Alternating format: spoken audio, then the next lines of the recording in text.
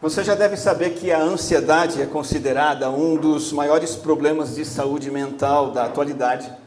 Talvez você saiba que o Brasil é o país com mais casos de ansiedade e preocupação no mundo.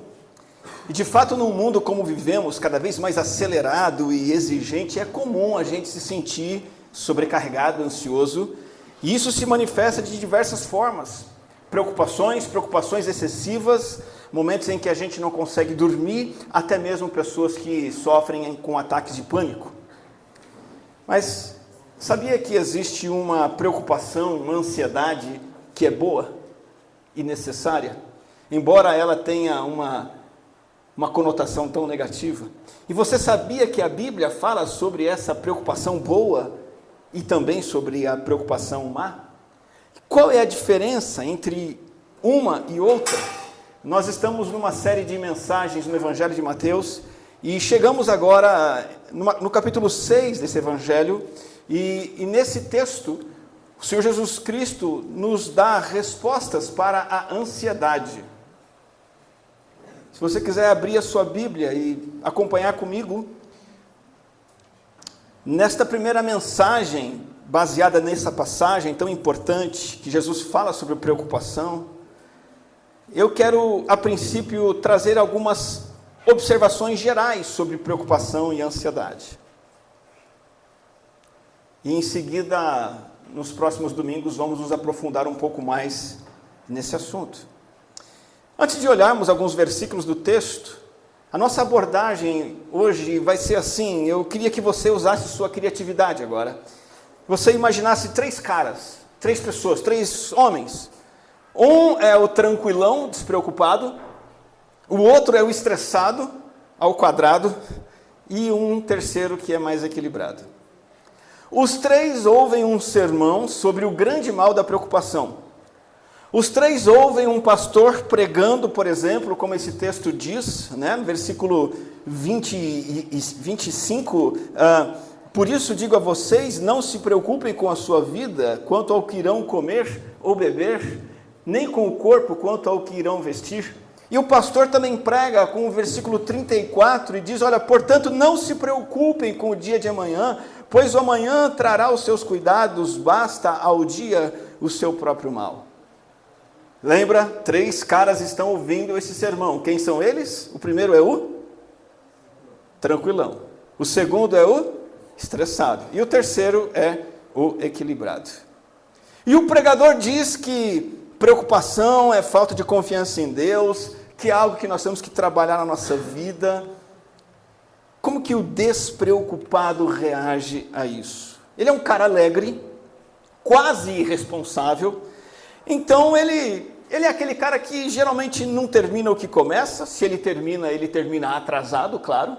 Ele é tranquilo demais, ele não se preocupa nem com os próximos 5 minutos da vida dele. Ele vai se preocupar com o mês que vem, o ano que vem, meta para 10 anos, jamais. Ele é tranquilo demais para isso. A vida dele é mais assim uma festa e não uma tarefa que requer responsabilidades.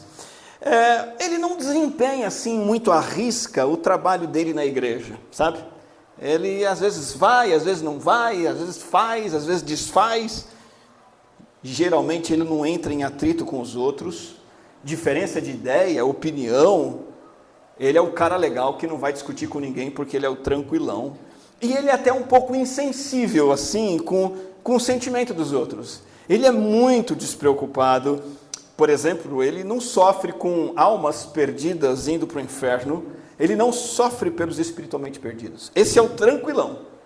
O segundo, quem é? Você se lembra? É o contrário desse. É o estressado, hiperresponsável, sempre preocupado. Se ele chegar 10 minutos antes no compromisso, ele chegou atrasado. Ele chega antes disso. Ele leva a sério todos os sofrimentos e fardos do mundo. Se tem um problema, ele se preocupa com aquele problema. A situação econômica do país tira o sono dele. Ele está preocupado em pagar a conta. O Deus preocupado se preocupa a pagar depois que venceu. Ele não, ele está preocupado como é que ele vai pagar as contas dele daqui a 30 anos. Como é que eu vou fazer para pagar minhas contas daqui a 30 anos? E aquilo fica batendo na cabeça dele. Tudo é motivo de preocupação. Mesmo uma má notícia desencadeia nele uma crise de ansiedade. E ele foca tanto, nas suas responsabilidades, nas suas demandas, que ele acaba ignorando até mesmo outras pessoas. Esse é o estressado. Mas nós temos em terceiro lugar um camarada que nós podemos chamar de equilibrado, de sensato, dedicado e disciplinado. Ele é casado, pai de 2 filhos, sustenta a família, está fazendo uma segunda graduação, falta só 1 ano para concluir, a vida super corrida, mas ele dá conta de tudo. Só que certa noite, esse homem tranquilo, equilibrado, ele nota que a esposa não consegue falar, nem mexer o lado direito do corpo. E ele então tem que lidar com essa situação, vai para o hospital, leva a esposa para o atendimento médico, e a descoberta é que ela tem um tumor cerebral, sem chance de cirurgia. E as previsões não são nada boas. A expectativa é que esse tumor avance e que no máximo em 3 anos ela vai entrar num estado vegetativo que vai ser progressivo até a sua morte. Essa é a situação de vida desse homem equilibrado, sensato, dedicado e disciplinado. Os 3 ouvem um sermão do pastor falando a respeito desses versículos. Não se preocupem com o dia de amanhã. E os 3 vão reagir de maneira diferente. O tranquilão vai dizer, aí, tá vendo? O pastor é dos meus. Todo mundo é muito estressado. Olha o pastor falando aí para não se preocupar. Para que eu vou tirar 10 na prova se com 5 eu passo de ano? O pastor está certo, eu também. Para que tanta obsessão com compromissos? É melhor viver uma vida feliz, livre, como o Senhor ordenou. Já o estressado, ele ouve o sermão, ele fala, esse pastor está pregando para mim. Sermão encomendado, não é assim que o pessoal fala? Por que o pastor vem falar comigo ao invés de ficar falando do púlpito? Ele se sente criticado, sabe que é para ele, e ele se preocupa de repente ele está negando o Senhor, porque está se preocupando e não está confiando no Senhor. E ele se desespera com esse pecado, se fica mais aflito consigo mesmo, então ele fica ansioso porque ele está ansioso, e ele fica mais preocupado porque ele está preocupado. E o equilibrado? O equilibrado que tem a vida em ordem, mas descobre uma situação trágica na sua vida, na sua família. Como será que ele vai reagir a esse sermão sobre preocupação? Ele vai talvez murmurar consigo mesmo, pregador aí não sabe do que está falando, ele não está na minha pele, é a minha esposa que está sofrendo uma doença terminal, degenerativa, possivelmente vai me deixar e deixar com os 2 filhos. Talvez esse pastor deveria falar sobre alguma coisa que ele sabe, porque disso ele não sabe. E ele ouve o mandamento de Mateus, não se preocupe. Ele ouve essa ordem e coloca no outro prato da balança, comparando com as ansiedades que estão o angustiando na sua alma, prejudicando a sua saúde, e ele continua dizendo consigo mesmo, esse pastor não entende de nada, não dá para fazer o que ele está dizendo. Irmão, irmã, são 3 possibilidades de inúmeras outras realidades que colocam à prova o tempo todo o ensino bíblico, o ensino de Jesus sobre ansiedade e preocupação nesse texto. E a aplicação desses versículos que nós começamos a fazer hoje, e vamos continuar fazendo nos próximos domingos, ela tem que ser sensível e adequada à realidade de cada um. Você vai concordar comigo? O tranquilão precisa ouvir sobre disciplina. Ele precisa ouvir alguém que bata nas costas dele e fala, cara, acorda para a vida. Trabalho duro, autossacrifício. E isso é diferente de ansiedade irracional e pecaminosa. O tranquilão precisa começar a se preocupar. E nem assim ele vai estar desobedecendo o Senhor Jesus. Mas esse texto se aplica de outra forma ao estressado. O estressado precisa aprender, ouvir, entender, abraçar a providência de Deus, confiar num Deus soberano, perfeito em todas as coisas, entender que a oração é um meio e também traz resultados incríveis, sobre o nosso ego agitado, o nosso ego estressado, e ele precisa aprender a orar, e através da oração encontrar descanso. Ele precisa aprender a parar de se preocupar. Um precisa aprender a começar a se preocupar. O outro precisa aprender a parar de se preocupar. E o terceiro precisa de quê? Difícil dizer. Precisa de cuidado pastoral.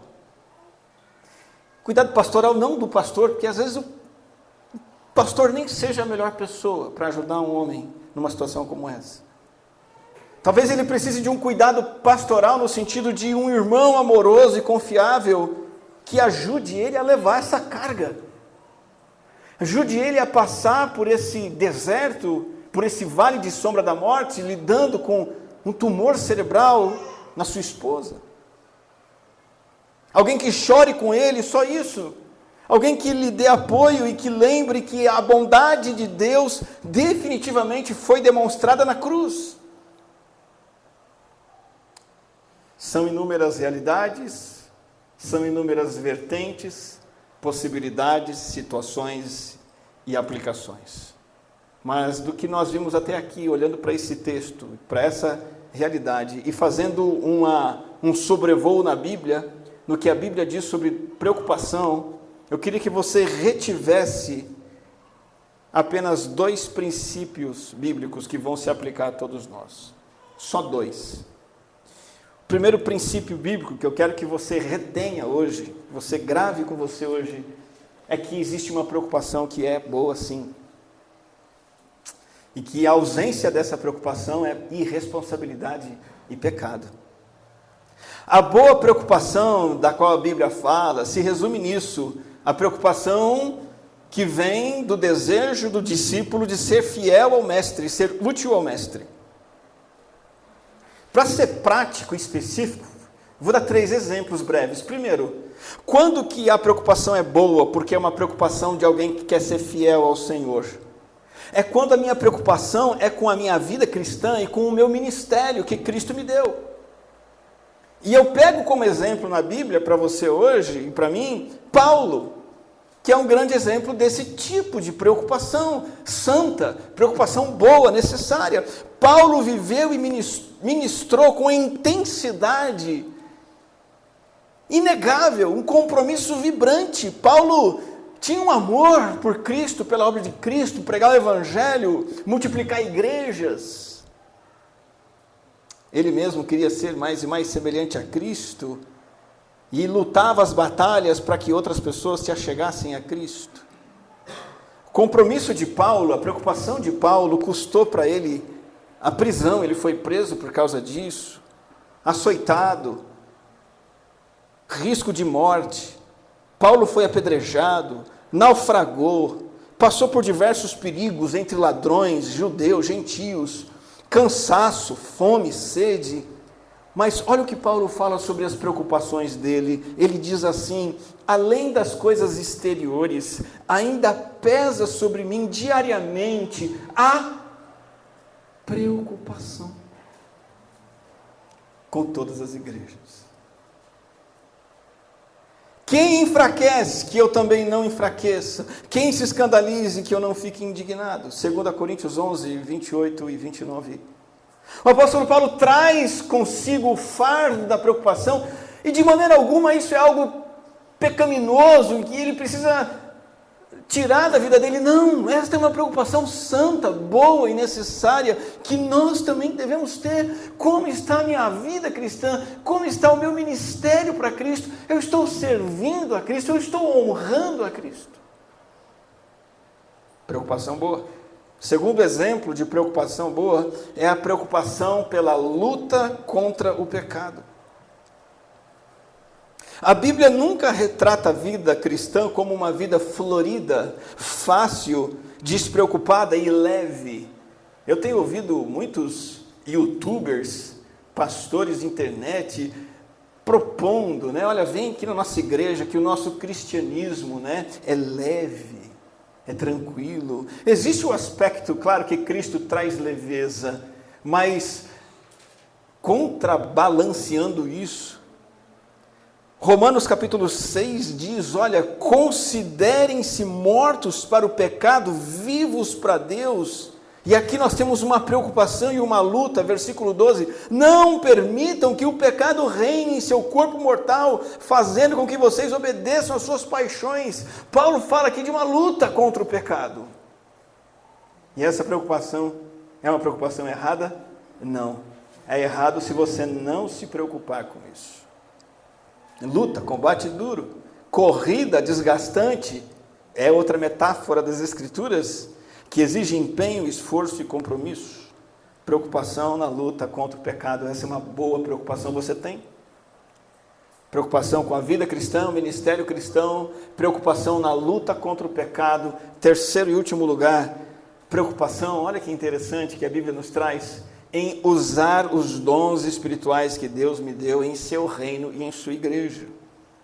O apóstolo Paulo em 1 Coríntios 14 diz assim, olha, sigam o amor e procurem com zelo os dons espirituais. Sabe o que Paulo está dizendo aqui? Percam a noite de sono preocupado em usar o seu dom espiritual para abençoar a sua igreja. Seja o tipo de crente que quer saber quais são as suas capacidades e fica relutando, orando para melhor usar isso na obra do Senhor, na igreja do Senhor.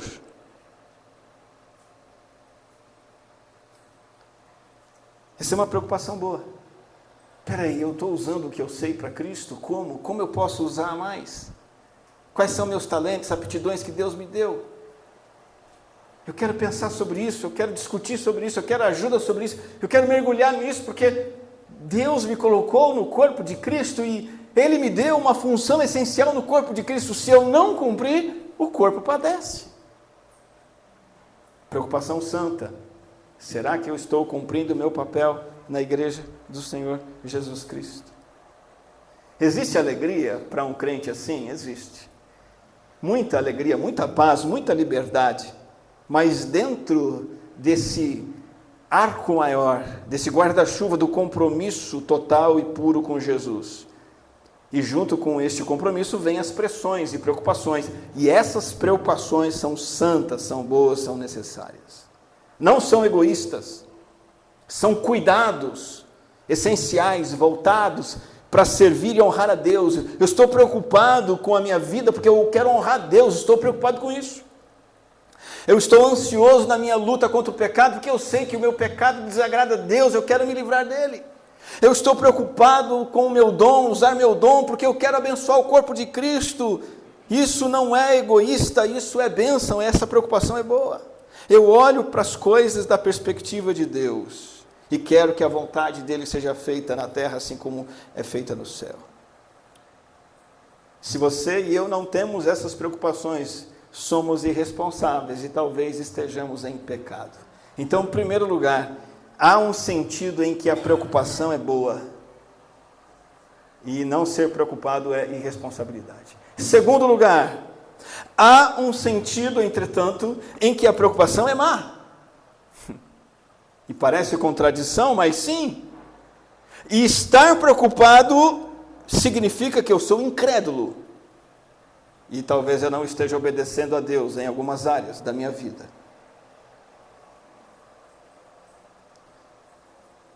Preocupação pecaminosa geralmente decorre ou demonstra, é um sintoma de falta aguda de confiança em Deus.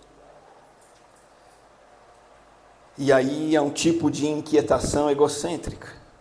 E geralmente essas preocupações têm a ver com questões temporais, questões de interesse próprio. Você já ouviu algum crente dizer assim, eu vou num psicólogo, eu vou procurar um psiquiatra, eu vou procurar um pastor porque eu estou estressado? Você está estressado com o quê? Estou estressado com as almas perdidas indo para o inferno. Eu nunca ouvi. Geralmente eu escuto as pessoas dizendo assim, eu vou procurar ajuda porque eu estou ansioso. É ansioso com o quê? Não sei, uma palpitação no coração. Aí você vai cavar, essa pessoa está ansiosa com o casamento, está ansiosa com a troca do carro, está ansiosa com a falta de emprego. Percebe? Geralmente, a preocupação pecaminosa é uma preocupação voltada para coisas terrenas, passageiras e secundárias.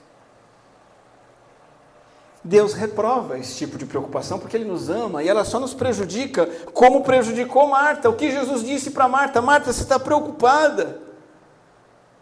Ela e a irmã estavam com Jesus, a irmã bebendo das palavras de Jesus e Marta inquieta, se preocupando com muitas coisas, cuidando da casa, dos afazeres, e Jesus foi no cerne da questão. Você está focado em tantas coisas secundárias. E Jesus diz, apenas uma é necessária, e para essa você não está olhando. Veja, não há nada de errado em ficar horas e horas nos afazeres domésticos. Eu tenho certeza que Jesus comeu de bom grado o bolo de cenoura com cobertura de chocolate que Marta fez para ele. Não tem problema nenhum. Porém, se esse trabalho todo gera impaciência, gera distorção de valores e você deixa de beber do Senhor porque você quer fazer essa outra coisa, e se isso te corrompe e leva você até a olhar torto para os outros, porque a Marta criticou a própria irmã, ô Jesus, manda a minha irmã me ajudar, eu estou aqui trabalhando. Jesus falou, opa, você está inquieta, ela está fazendo o que é certo. Então Marta precisou ser repreendida. Somente uma coisa é necessária, e com essa coisa necessária nós devemos nos preocupar. Como essa preocupação de Marta nos assombra, nos invade? O próprio Jesus fala sobre isso, comparando com agricultura, sementes. Uma semente é plantada e brota, e de repente ela brota de uma forma promissora, legal, bacana. Só que se tiverem espinhos ali junto com ela, o que Jesus disse que vai acontecer?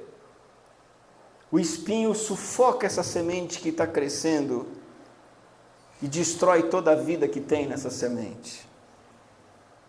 E Jesus diz assim, olha, o que foi semeado entre os espinhos é o que ouve a palavra. Qual o problema dessa pessoa que ouviu a palavra? As preocupações desse mundo. Percebe que tem uma preocupação que é ruim? As preocupações desse mundo, elas são tão ruins, junto com a fascinação das riquezas, essas preocupações são tão perigosas que sufocam a palavra e ela fica infrutífera. É ou não é ruim essa preocupação? Ela sufoca o crescimento da palavra de Deus no teu coração. Você fica inquieto com isso, com aquilo outro, preocupado com esse, com aquele outro, e você então não vê a palavra de Deus transformando você de dentro para fora, tornando você mais e mais parecida com Jesus. Eu quero deixar um breve conselho de Paulo sobre como vencer essa ansiedade pecaminosa. E o apóstolo Paulo apresenta uma proibição dessa preocupação e os meios de vencer esse tipo de preocupação. E isso está em Filipenses capítulo 4, onde o apóstolo Paulo diz, não fiquem preocupados com coisa alguma, não fiquem, é uma proibição. Mas em tudo, sejam conhecidos diante de Deus os pedidos de vocês pela oração e pela súplica, com ações de graças. E a paz de Deus, que excede todo o entendimento, guardará o coração e a mente de vocês em Cristo Jesus. Paulo diz que você tem que se livrar da preocupação e diz como.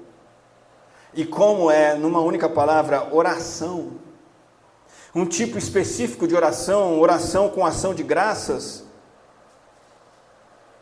Oração direta e específica que leva a desfrutar de uma paz que transcende, a paz que excede o entendimento, uma paz que vai além, a paz de Deus, uma paz que não tira as causas da preocupação, mas me faz deixar de me preocupar com essas causas. Basicamente, o remédio de Paulo, o remédio da oração é: abomine a amargura, a ingratidão, o mau humor, lute contra isso, comece a apresentar diante de Deus em oração as suas preocupações com muita gratidão, com muita ação de graças. E junto disso, faça pedidos sábios a Deus, apresentem, sejam conhecidos diante de Deus os pedidos de vocês. E é assim que o seguidor de Jesus vai aprendendo a confiar num Deus que sabe tudo, num Deus que tem todo o poder, num Deus que é perfeitamente bom e justo. E aí ele vai aos poucos experimentando a promessa e a palavra de Romanos 8:28, todas as coisas contribuem para o bem daqueles que amam a Deus, são amados por Ele. Nós temos que não fazer mais nada nesse momento de estudo da palavra, senão colocar nosso coração diante de Deus e pensar: o que isso tudo tem a ver comigo? Nós aprendemos que existe uma preocupação que é boa. Nós aprendemos, você aprendeu que existe uma preocupação que é má. Vimos um camarada despreocupado, um camarada estressado e um camarada equilibrado. Minha pergunta é: você aqui hoje se enquadra em qual desses três retratos? E que lição Deus quer que você aprenda? Se você está tranquilo com o que deveria se preocupar, Deus quer que você comece a se preocupar com o reino de Deus. Deus quer que você comece a chorar e que suas lágrimas sejam por causa do seu pecado, por causa daquilo que falta ser feito na igreja. Deus quer que você comece a ficar ansioso e que a sua ansiedade seja com seus vizinhos que estão perdidos indo para o inferno. Para você que talvez esteja na posição de tranquilão, Deus quer que você saia da zona de conforto, porque a sua tranquilidade só vai te fazer mal, e ela é errada, ela é pecaminosa. Esse é o seu quadro hoje. Talvez o seu estado seja o estado de um estressado, controlador,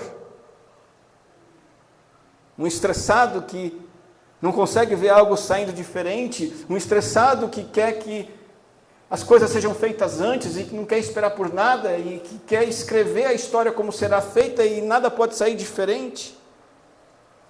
Se você está estressado e ansioso com coisas na sua vida, Deus quer que você continue fazendo o seu melhor.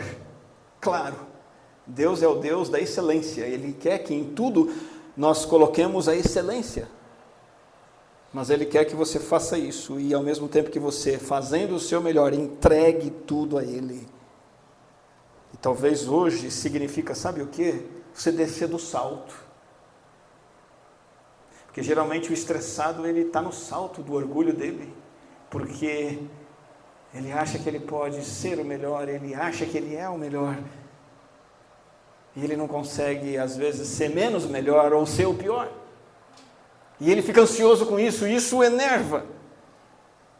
Deus está dizendo: olha, eu sou suficiente, você é frágil, você é caco, você é barro. Siga em frente, descansando no meu poder, diz o Senhor. Mas talvez você seja um pouco tranquilão, um pouco estressado e talvez também um pouco do equilibrado. Pode ser que você esteja enfrentando uma batalha pessoal difícil para você. Talvez não seja um tumor no cérebro, mas algum outro tumor, alguma outra enfermidade, alguma outra luta pessoal e familiar. E não adianta nada ficar dizendo não se preocupe, a ansiedade é pecado. Talvez não adiante nada dizer isso. Talvez a única coisa que vai realmente servir de consolo para você hoje é você se lembrar: existe um Deus que não poupou o seu único filho. Existe um Deus que não poupou o seu filho, ao contrário, Ele entregou Jesus para te salvar.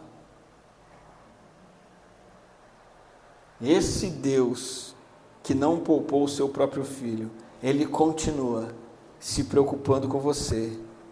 E Ele continua dando e fazendo e oferecendo as demais coisas que Ele sabe que você precisa, ainda que você não entenda.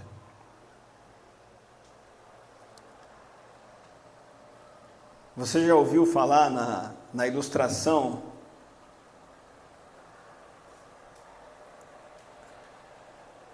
de um tricô sendo feito num pano, num tecido, e o lado de trás desse trabalho é todo confuso, mas o lado de cima é perfeito e belo?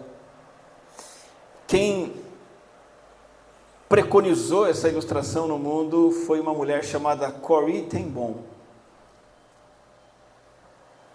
Ela explicou que as experiências duras que ela atravessou na vida são como esse trabalho de uma mulher hábil com agulha. E quando você vê ela ali tricotando, ao olhar por baixo nada faz sentido. É feio, é estranho, fios soltos. É ou não é verdade? Quem já viu a vovó fazendo isso? E ela estava se referindo aos meses e anos que ela, Corrie, passou nos campos de concentração nazistas. Os tempos que ela passou ali, com fome, no meio de pulgas, solidão, doenças, vendo o seu pai falecer, a sua irmã falecer, e ela mesmo chegando à beira da morte, vendo pessoas irem para a câmara de gás, e em meio a tudo aquilo ela foi servindo ao Senhor, orando ao Senhor, abençoando as outras mulheres que estavam com ela ocasionalmente. E ela perseverou até o fim do seu sofrimento, e Deus a livrou da morte, e ela sobreviveu e se tornou uma mulher que propagou as suas experiências em todos os continentes do mundo, escreveu livros e abençoou vidas. E ela criou essa metáfora do tricô. O Deus que não poupou o seu filho, mas o entregou para a nossa salvação, Ele às vezes escreve coisas, cria coisas que olhando de baixo não fazem sentido. Talvez você esteja assim hoje, não faz sentido.